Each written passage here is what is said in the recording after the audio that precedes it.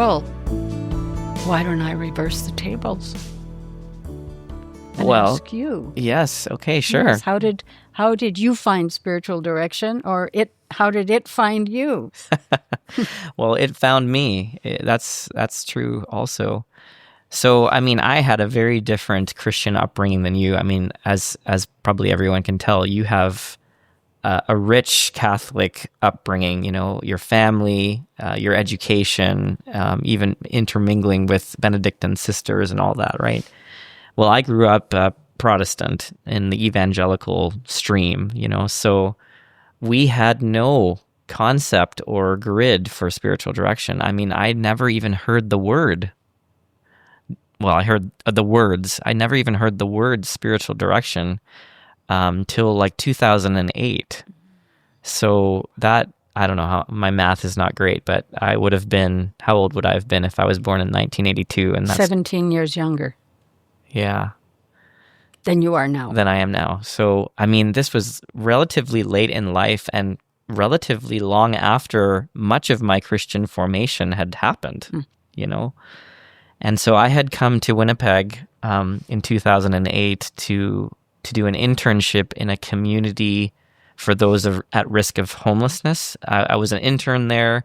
I wanted to learn what it was like to live alongside people kind of on the margins. And it was a 6-month kind of immersive experience. I didn't know anyone in Winnipeg.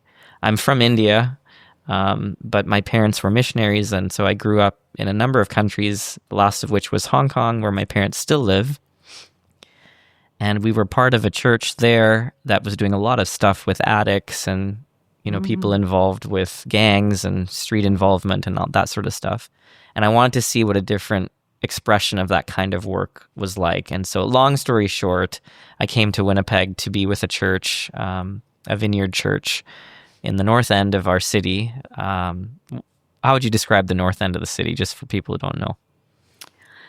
Well, a lot different than when I lived in the north end of the city, but it's definitely the poorer area. People say there's more violence, but I always say it's just there's more poverty. Yeah. Right. So I came in 2008 for a 6-month internship, and a guy that I was living with one day offhandedly mentioned something like, I was talking with my spiritual director about whatever. And it sort of arrested me. I'd never heard that phrase. And so I asked, what is that? And he said, oh, it's this nun that I talked to about my feelings about the economy and stuff. Maybe it was you. Maybe you were his director. I don't know. But I just remember being so confused as to why you would talk with anyone about how you felt about the economy. Like, why would that be relevant in your spiritual life, like your relationship with God? And he himself was not Catholic, and yet he was talking to someone who was Catholic, who was a nun. And that was very intriguing to me. And the whole thing was kind of perplexing and also interesting. What is a spiritual director, and why are you talking about those types of things? And who are these nuns that offer this service? Well, I didn't think much of it beyond those initial thoughts. And then fast forward a number of years, it must have been 2013 or 2014. And I had heard that the vineyard kind of communities in the States were doing something around spiritual direction, that there was sort of a bit of a groundswell of pastors and leaders having spiritual directors, but also being trained to become spiritual directors. And before I tell you more about this, I think I had always enjoyed listening to people. I had wondered about becoming a counselor. People had sometimes even told me, oh, you'd make a good counselor. But for some reason, there wasn't, to use that word used, there wasn't an attraction, I can't be bothered to be dealing with people's problems all the time or something. I always had a deep longing for God and a deep thirst for God, and always enjoyed accompanying people in their life with God. I used to lead the music in church and, pray for people. Sometimes when I had a chance to preach, it was all under that umbrella of deepening people's experience of God, right? So anyway, sometime in 2013, 2014, I'm hearing that there's more, in the movement that I'm part of, there's more openness, engagement with spiritual direction. And so I think I began Googling about what this was, and there was a guy that I knew of, I should say, who was also beginning a monastic community, kind of connected to, in some ways, the Vineyard, a monastic order for the 21st century, And he was a spiritual director and trained spiritual directors. And so, I don't know, I just had some courage to reach out to this guy. Jared is his name. And we had a great conversation, and I had sort of decided that I would like to train to become a director. And the nearest school was in Minneapolis, which is about 6 or 7 hours drive. And I was determined that I was going to drive down 5 times a year over 2 years to train as a director. And I was telling Jared, all of this ambition that I had, and he very calmly said, well, you might want to get a spiritual director. I was going to ask. Right. Which of course made total sense. But I think going back in time, there was this pull, there was this attraction. Like, I don't know even necessarily what this is, but I want it, or it wants me, is maybe a way to say it. So I talked with Jared, and I, asked him, well, do you offer spiritual direction? Like, would you be willing to meet me as a director? And he said yes and yes. And so he said to me, well, why don't you think about it for 2 weeks and then get back to me? And well, I thought about it for about 12 hours and got back to him and said, yes, please, like, I would love to have you as my spiritual director. And then that's how I began meeting with the director. And then Jared and I facilitated the first school of spiritual direction run by Sustainable Faith, which is how I was trained, the organization I was trained in. In 2015, here in Winnipeg, we had 8 students, all from our church, and went through the 2-year program there. So Jared was our teacher that first year. We had another teacher the second year. And that's sort of how I came into it. Isn't it wonderful what a variety of ways life teaches us and handles us, and how God is able to use all kinds of circumstances and people. Yeah. Yeah, it's... Yeah. Thank you. Well, Thank you for filling out some of the things I might have known. Yeah. Well, it was interesting too, because I think one of the things that was very jarring to me about finding spiritual direction was how deep and strong the joy I felt was. Like in my Christian upbringing, and granted in a very evangelical Christian environment, and perhaps it's not this way for everybody, but for me, I always equated following God or God's leading with sacrifice. Oh. Like if the God... harder, the better. Yes. If God was inviting me to do something, it would be at sort of the death of a part of who I was. And I understand theologically why we were taught that. I understand that being a part of the Christian life, but I had never been taught that God leads through joy, or leads through, your desires being so kindled that you're sort of like, I can't believe I could get to do this, like it's too good to be true was not a phrase that I would have equated with God or the gospel, ironically. Yeah. And that's what I felt when I came across spiritual direction. I remember saying to myself, this is too good to be true. Like, how can such a perfectly matched thing for who I am and what I want to do and be in the world exist? And I've since reflected on, like, how did I get so fortunate to have found it relatively early? Well, not as early as you. You found you found your way as a 14-year-old, but not spiritual direction, but yeah. But like for me, in my late 20s and early 30s was when I kind of found what I, as best as I can tell, my vocation, And it was very disorienting. I had to kind of come to grips with the fact that no, this deep joy that I feel and this deep fulfillment of longing is actually God's Spirit. It's not anything but God, Yeah. That's beautiful. It's such a gift. Yeah. Yeah. I mean, I think riffing on what we said earlier, like it found me, but in some ways it also completed me, Yeah. It was like, this is who I was waiting to be, and I just didn't know it existed. Yeah. Yeah. That's I don't know if beautiful. you had a similar experience. Well, you know what? I love what you say about it.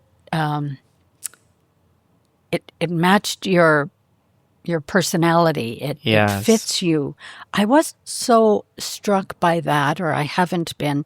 Although in some ways, I think the hospitality element of it, to welcome another person, whoever they are. I mean, I thank my parents, especially my mother, I think, for being a hospitable person and showing me, not telling me, but showing me that everybody matters, And she used to say, the person's name is the dearest thing to them, so use it, or look into their eyes.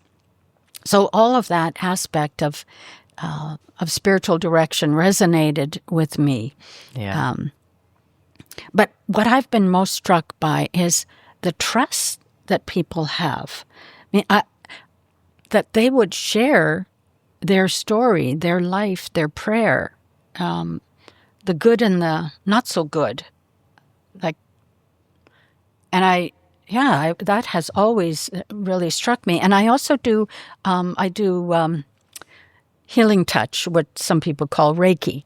And I find that amazing too, in the same way. Like, I'm with you alone. I'm putting my hands on your head or your arms or your feet, and the trust, Yeah. And in a way, you're doing that in spiritual direction, not in a physical way. Although, putting a hand on somebody could be part of spiritual direction. But that amazes me, that God moves people to trust others who then are surprised that they're trustable.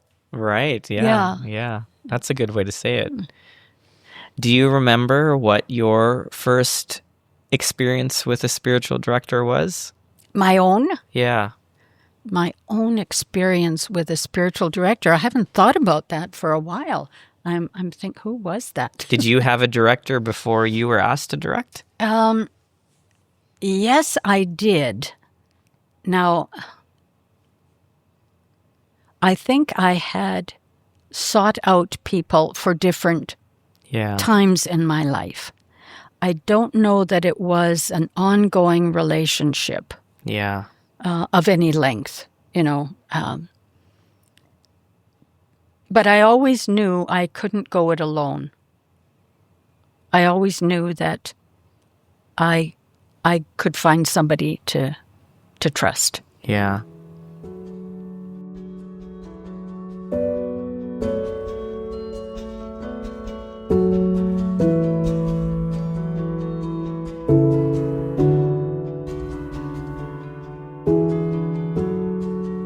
Growing up Catholic, were you very aware of spiritual direction and spiritual directors? Not at all. Not at all. We didn't...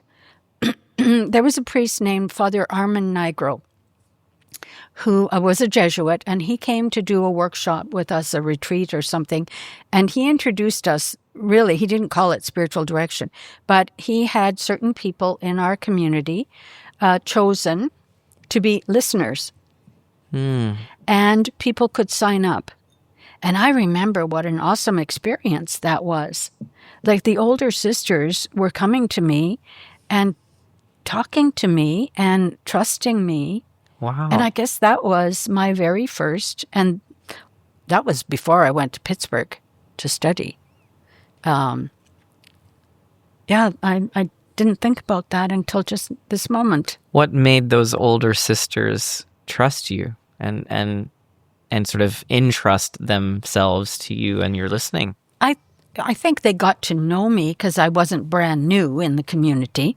I had been there for at least 10 years. And I think just their own openness, just their willingness to talk to somebody. Well, that's a very humble response. It's probably also because they had a sense of safety with you, a sense that they could be open and honest with you. Well, I would have to say, I guess. That's right. I guess that's true. Yeah. Yeah. And the response, I felt loved. Yeah. I did. I felt loved by them, that they would trust me enough to come and talk to me. And I was so much younger than them. Oh, interesting. So you as the listener felt loved to be trusted in that way. Mm-hmm. Now, speaking of the word listener, this thinking about doing this podcast has got me thinking. And one of the things that influenced me long before I went to Pittsburgh was a book called The Listener. Just thinking about it makes me, I feel in awe, kind of, because it was just a novel. Yeah. It was by Taylor Caldwell, and I'm going to go and find it in the library, or I'll order it on Amazon because it's just $4. I saw that. I went back to the internet to look that up. What it is a story about a man who knew that people were troubled, that it was a hard time in the world. People needed help, and there was a spiritual aridity. Mm-hmm. And so he built like a sanctuary, and people could go there and they could tell their stories. And the listener was always there. They never saw the listener, but they knew the listener was there, and they would cry or laugh or just talk themselves out. They could come anytime. And I guess it was a one-to-one thing. And it so deeply moved me that there could be, that God really was the listener, and what effect it had on people's lives. I was in tears reading that book, and I can't remember when it was, but I know it was before I went to Pittsburgh. Mm-hmm. But I would recommend finding that book. Yeah. It's old. It came out in the 60s. Yeah. The Listener. Thanks for sharing that. I haven't heard of that book, actually. Yeah. So going back to your story, you said that, after you finished your formation program, you got a call. Someone was wanting you to accompany them. You finally agreed, begrudgingly, somewhat begrudgingly. Fearfully. And then some other people started coming and asking you for spiritual direction. When did you feel like you could hang the shingle and say, this is who I am, or at least this is a part of who I am. I am a spiritual director. I can say that now. I don't know when that actually took. Maybe somewhere more recently when we were offering a spiritual direction training program. I was scared out of my mind to start a spiritual direction program. I thought, who are we to start? Who am I? How did all that happen? So Again. It seems like you're not quite sure who you are in spiritual direction.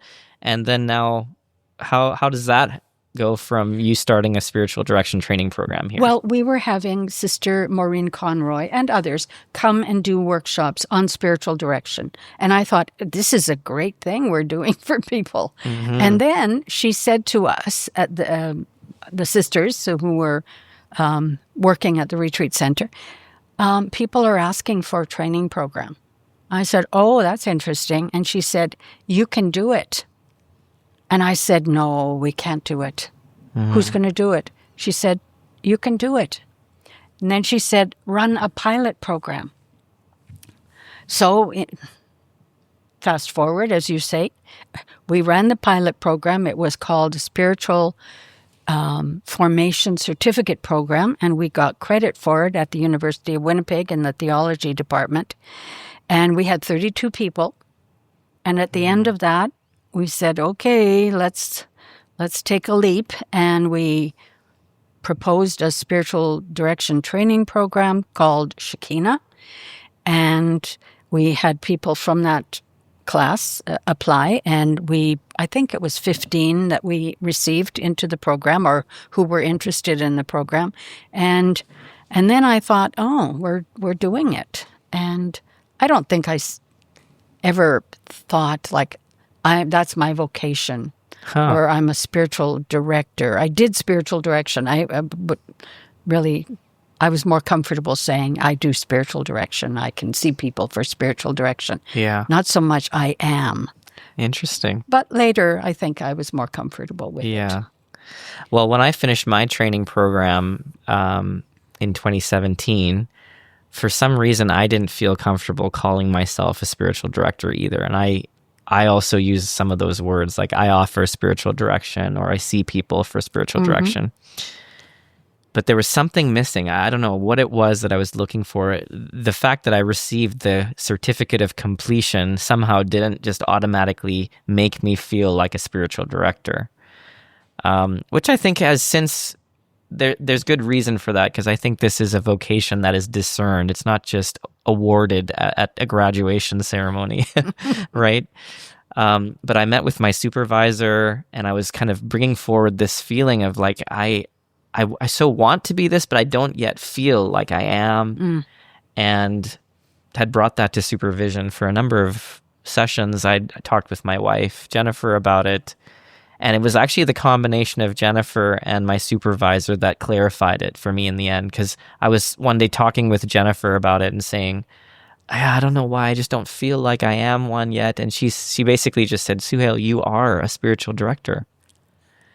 And somehow the hearing that voice from outside of my own brain, and maybe even outside of my own prayer, that was one very, very important ingredient. And then in supervision once, my supervisor said, well, based on like what you are doing in spiritual direction, because I'm supervising you, it seems like you do have some internal confirmation that perhaps this is the path of God for you. But let me add to that some external confirmation and say, you are a spiritual director. And I think those two things of my supervisor and my wife kind of confirming the vocation was what gave me the confidence to say, okay, now it's time. And so then I was able to step more fully into it, and sort of be it, embody it, right? Yes. I think that says something very important about being a spiritual director, that it's not something you make yourself. Yes. The community, and one person or two people can be a community, that you're called to it. That's right. So I'm always leery about people who say they're spiritual directors, put out a shingle, but have they been called? Yes. Have they been called by the community, whoever that community is? Yeah. It's a very dangerous thing. Yeah. To say you're a spiritual director. So I appreciate what you're saying about the struggle to name yourself that without confirmation from trusted others. And I think wives and husbands are each other's best spiritual directors. I always say that to my directees. Speaking as a nun, Yeah. Well, I have a community. That's right. You have many husbands. That's right. Well, another thing I didn't tell you was when I began my training program, I had a secret desire to one day train spiritual directors. In fact, that was why I wanted to be a spiritual director. That's why I went into the training. But I also really wanted to go into the training because I wanted to teach and train spiritual directors. But I didn't tell anyone that. I told God and I told Jennifer, and that was it. And so when I completed the training, our teacher, who was with us the second year, not Jared, his name's Danny, he, out of the blue, just asked me to intern with him the next 2 years. Would you be willing to work with me to teach the school? And I said, well, why are you asking me this? All the while knowing this has been a long-held desire and prayer of mine. He said, I just wanted to. And so then I became an intern, an apprentice. And then in 2019, I was invited formally by Sustainable Faith to be a teacher.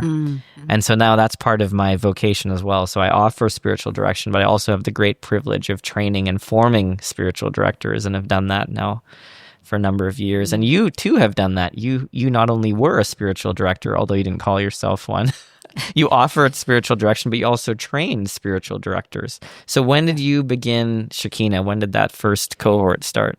Well, we started the Spiritual Formation Certificate program in 97, I think. Then in 98, we started the Shekinah. Yeah.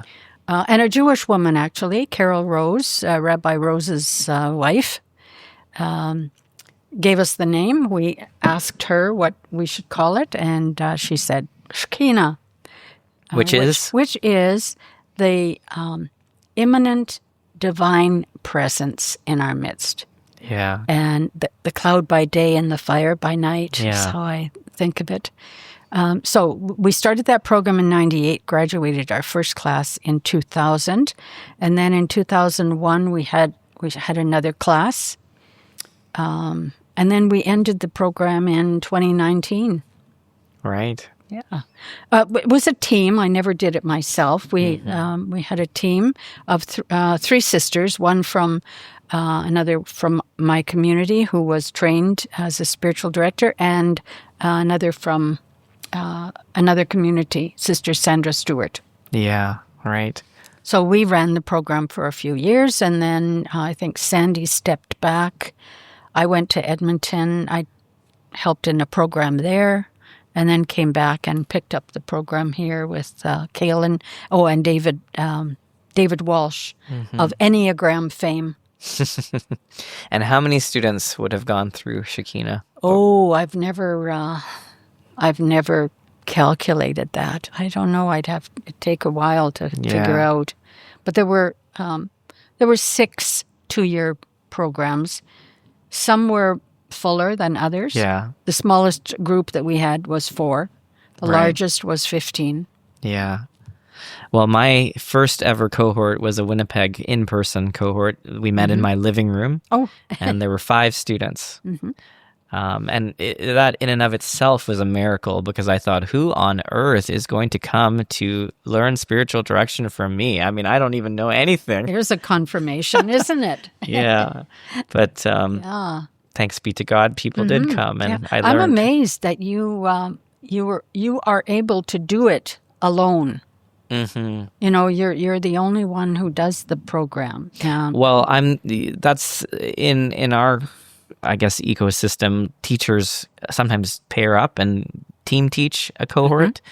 But there's a number of teachers. I know 30 or 40 teachers in the organization, and you have that as a background. Yeah. But when you do the training, you do it alone for your group of 5 or 10 or whatever it is. Yeah. Yeah, I'm the sole teacher. Yeah, for better or worse. Well, I think that's probably a good place to pause for today. As I said, this is the introductory episode, so hopefully this has given some good context for who we are and how we've arrived, not arrived, but how we've journeyed through spiritual direction to this moment of offering a podcast on spiritual direction. And hopefully people have got to know us a little bit.